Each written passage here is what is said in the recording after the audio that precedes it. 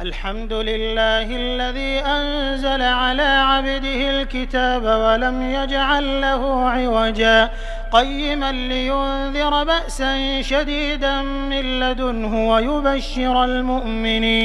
ويبشر المؤمنين الذين يعملون الصالحات أن لهم أجرا حسنا ماكثين فيه أبدا وينذر الذين قالوا اتخذ الله ولدا ما لهم به من علم ولا لآبائهم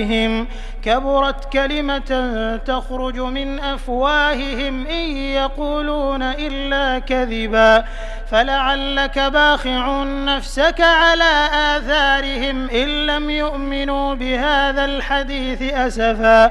إنا جعلنا ما على الأرض زينة لها لنبلوهم أيهم أحسن عملا وإنا لجاعلون ما عليها صعيدا جرزا أم حسبت أن أصحاب الكهف والرقيم كانوا من آياتنا عجبا إذ أوى الفتية إلى الكهف فقالوا ربنا آتنا من لدنك رحمة وهيئ لنا من أمرنا رشدا